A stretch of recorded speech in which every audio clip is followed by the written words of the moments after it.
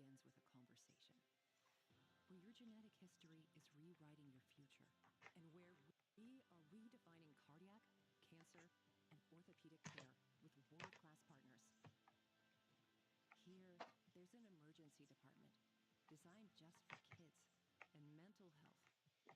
My head as far down under the grass, but the footsteps got closer. Next thing I knew, the grass beside me parted with a rifle, and I was face to face with the barrel of his gun. The guard looked straight at me, then down at Hannah, tiny and sick, crying in my arms. He stared at her for a long time, then back up to me. The rifle was inches away from my face.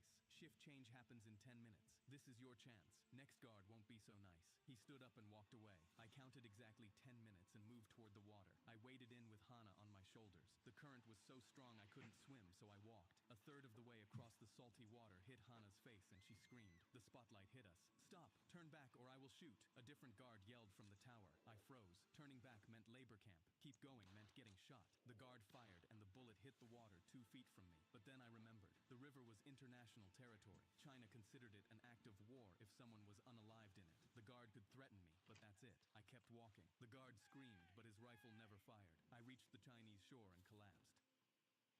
I was sitting in a group therapy meeting with 5 strangers when a projector lit up the wall in front of us. "Open the closet to your right." We walked towards it, and inside saw 6 wrapped boxes with each of our names written on them. I looked around and realized the people here weren't actually strangers. They were all people from a party that I went to 10 years ago, where a girl named Maya Torres had tragically died. Whoever had organized this meeting had clearly gathered us on purpose. We took the boxes and opened them at our desks. One person had Maya's scarf. Another had a sample of a fingerprint, with someone even having a vial of what we assumed was her blood. But my box had an envelope. We all gathered around to open it, and when we did, our jaws dropped. The envelope had 6 photos. All photos were time-stamped from this morning, blood-stained, and showed different people in dimly lit rooms. All were tied up and heavily bruised. "That's my wife," someone said. "That's my parents." I looked at the photos and saw my daughter, but there was something else in the envelope. A small note that said, "Maya Torres killer is one of you 6. You have 10 minutes to confess, or you'll never see anyone in these photos again." Just as we read the note, the projector lit up the wall again,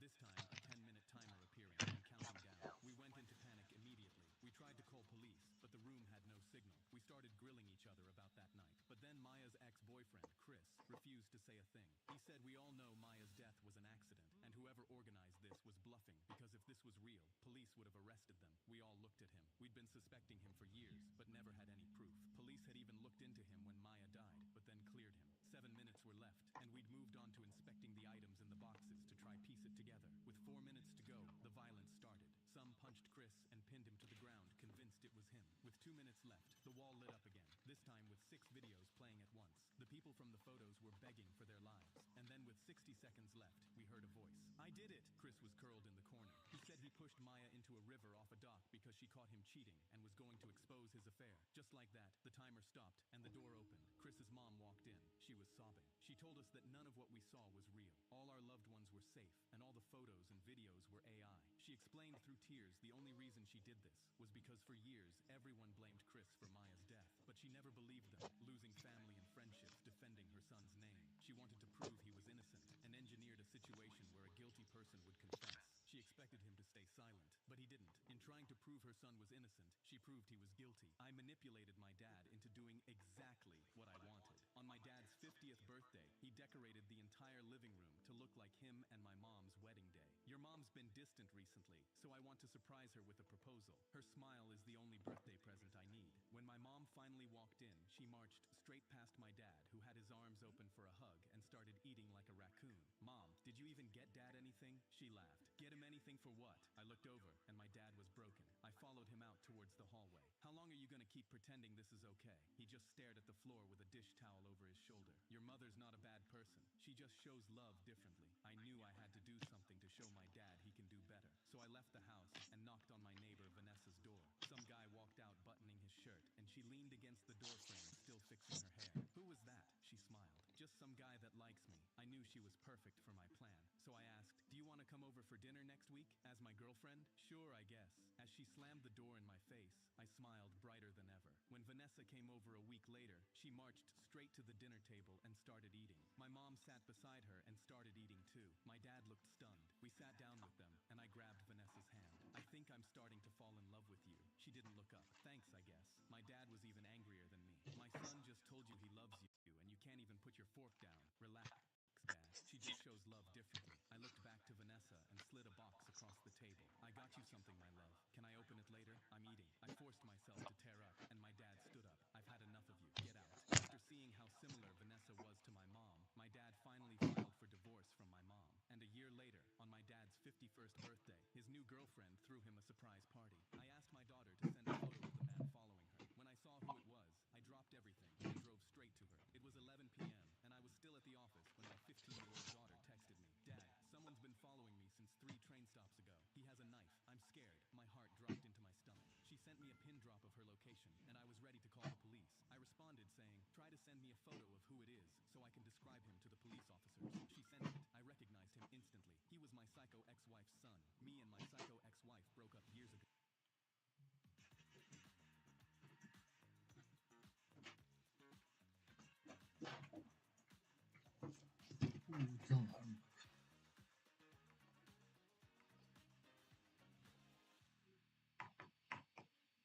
Hi, I'm Adam, co-founder of Helix.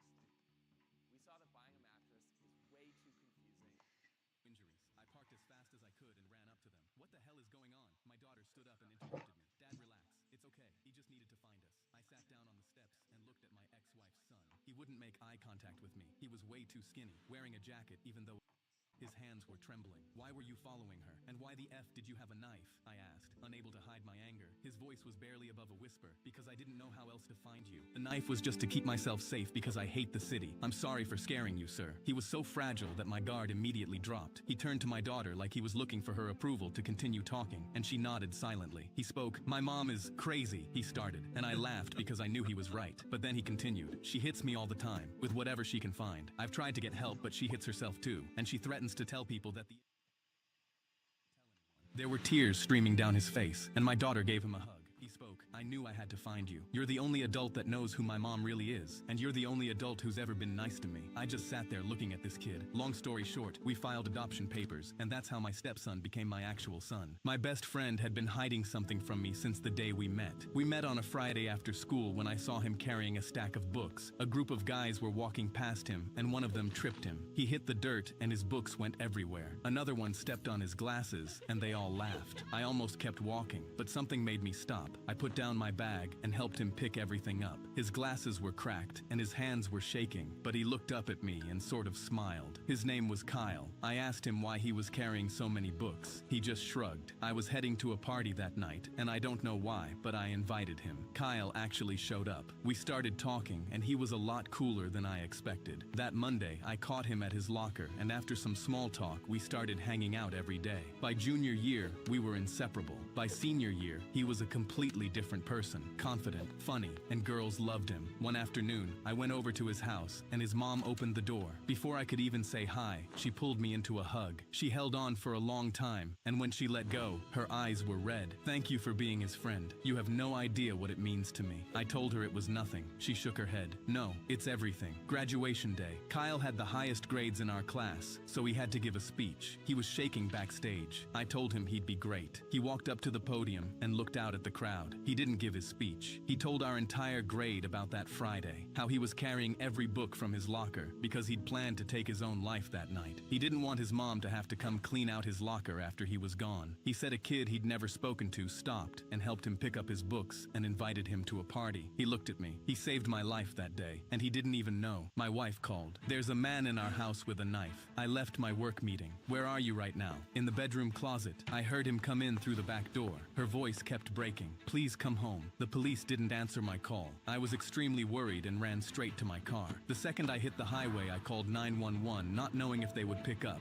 but they picked up instantly. I thought it was weird because my wife said they didn't answer her call, but I ignored the thought and just focused on giving them our address. I was 2 minutes away when my phone buzzed with a text from her. "Please hurry." I pulled into our driveway and took the gun out of the glove compartment. When I looked through the window, I expected to see a man with a knife, but instead, there were party streamers everywhere, large cakes cake on the table. I had no idea what was going on, and I needed to know if my wife was okay. The back door was cracked open, so I crept inside. "Get away from her!" 20 people turned toward me. Pink and blue balloons filled the ceiling. My wife's dad was standing over a 3-tier cake with the knife in his hand. A banner above him read, "Daddy to be." My wife stepped out from behind him holding an ultrasound. "Surprise! I'm finally pregnant!" Suddenly, officers poured through the front door with their weapons drawn. "Drop the knife!" My wife put her hands in the air. "Wait, this was a prank. I just wanted to surprise my husband that we were finally pregnant after 2 years of trying. I did it this way because I wanted it to be memorable." My wife's dad was laughing. "She told you not to call them." I grabbed the knife and went to cut the cake. Well, now there really is a man in our house with a knife. I cracked open my first can of the 100 energy drinks and clicked record on my camera, ready to break the Guinness World Record for no sleep of 11 days and 25 minutes. I had insomnia and figured it would be easy. The first 24 hours flew by and I posted how simple this was. But then 3 days in, I started seeing shadows, hearing voices, and my girlfriend's face suddenly distorted into creepy shapes. 6 days in, I had to buy more energy drinks and could feel stabbing pains in my heart. 192 hours in, I had to call a doctor friend on standby because there were only 2 ways this challenge was ending: me at the finish line or me at the morgue. 9 days in, I lived on the floor, hiding from the skinwalkers around me who wanted to peel off my skin. Day 11, I was hooked up to an electroshock machine so I'd stay awake. When the challenge was over, a doctor told me I'd permanently damaged my brain, reducing my IQ by 25 points. And when I emailed Guinness World Records, I got a reply saying they find my attempt admirable. But if I'd looked through their website, I would have seen they no longer recognize new attempts as official, as they don't want to encourage people destroying their health. At dinner, my wife demanded we swap partners, so I agreed. My wife dropped it at dinner at Cassie and Paul's house. Cassie was her maid of honor. "We're swapping partners every Thursday. It's already decided." Then she whispered, "Last Tuesday, in our bed." She told me if I said no, she'd file tomorrow and take the house. I built that house. I looked at Cassie. She wasn't crying. She was completely still. I said fine. My wife smiled. Cassie didn't. I brought Cassie white roses on our first swap because nobody ever bought her flowers. Over dinner, she told me Paul hadn't touched her in months. When I got home, my wife was waiting for me.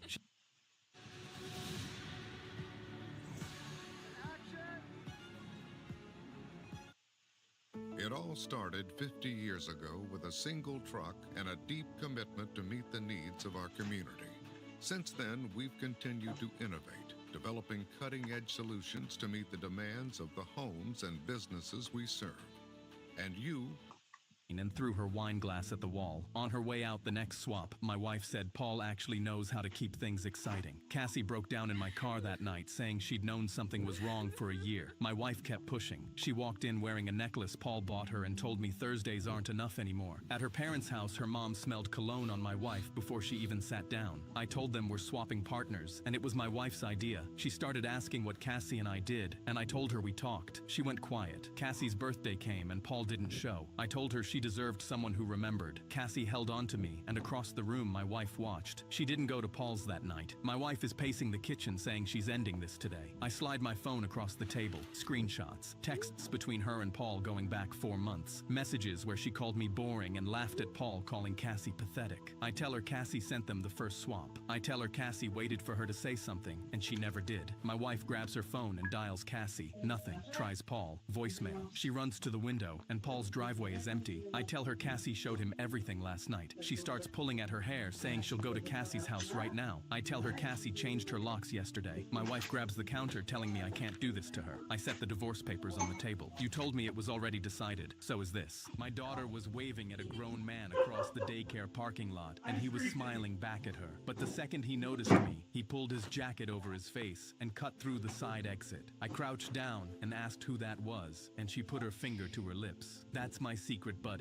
I asked my wife about it at home, and she said, she's 4. She probably waved at a stranger and made up a story. I don't care. Something is wrong with that man. I'm going to the police. She snatched my car keys out of my hand. And say what? That our 4-year-old has an imaginary friend? You're embarrassing yourself. I dropped it. But when I was getting my daughter ready for bed, a handful of candy fell out of her jacket pocket. I sat on the edge of her bed and asked where she got it. She held up her pinky. Promise you won't tell anyone. I wrapped my pinky around hers. My secret buddy gives them to me when you're not around. Where does he give you candy? Here, when he comes to help mommy. I gripped the edge of her mattress. What does mommy need help with? He gives me candies and I count to 5,000 while he helps mommy fix her squeaky bed. I thanked her for telling me the truth and kissed her goodnight. I hope she's ready to grow up without a mom. I was in the principal's office when he said, "We know you set off a stink bomb in the boys' bathroom. It's been 2 hours. Just stop denying it." I was more impressed than anything else. But how? I blocked all the known security cameras and did it completely alone. I didn't even tell anyone about it. The principal smirked and said, "We have our ways," before handing me a detention card. So I made a beeline right back to the boys' bathroom, because I had to figure out their method. I quickly scribbled a gang sign on a sticky note and waved it around the bathroom to see if they'd catch me. Except this time, I made quadruple sure to only leave when the coast was clear. But somehow the next day, I still landed back in the principal's office. "We caught you again." I leaned in. "How?" He shrugged. "Let's just say, all of the teachers are on alert, one of the perks of the job." But I wasn't giving up that easily. So when he wasn't looking, I turned on the anonymous calling feature and called his phone. His phone rang, but he refused to leave until I said, "I heard Kimberly's mom was going to call you today. Something about a lawyer." He glared at me before leaving. As soon as he walked out, I went behind his desk and saw it. His computer screen was still on, and I saw a grid of live camera feeds on the screen. As I looked closer, I almost vomited from shock. Turns out his perks of the job included cameras angled inside the students' toilet bowls. I heard him coming back, so I jumped behind the desk and just nodded until he was finally done talking. I called the police as soon as I was outside, and the next smoke bomb he saw was in prison. My roommate stole my food for 6 months, so I finally cooked him the meal he deserved. I dropped another ghost pepper into the bowl and kept mixing. Sticky notes, labels, group texts, and a combination lock on a Tupperware had all done nothing. Every time I caught him, he shrugged through a mouthful of my food and said the same thing. "Bro, it's just food." Tonight, I rolled the meatballs and slid them onto the bottom shelf with the usual sticky note. I left the recipe card on the counter and went to my room to wait. 20 minutes later, right on cue, the fridge opened down the hall. The microwave kicked on a few seconds after. By the time it beeped, my bedroom wall was vibrating with the sound of him chewing. He yelled through the wall, "Bro, why have you been hiding these from me?" The front door opened before I could answer. His girlfriend dropped her keys on the counter and asked what smelled so good. He shouted back, "Babe, you have to try these meatballs my roommate randomly made." She picked one up, smelled it, and asked why they looked so red. He laughed. "Bro, it's just food." The next sound was a wet bite followed by a long, suspicious pause. Both bathroom doors slammed at the exact same second. She started first. A long "eh" came through the guest bathroom door like a fire alarm. He banged on his door, screaming, "You poisoned me! I'm calling poison control!" I went and got the rest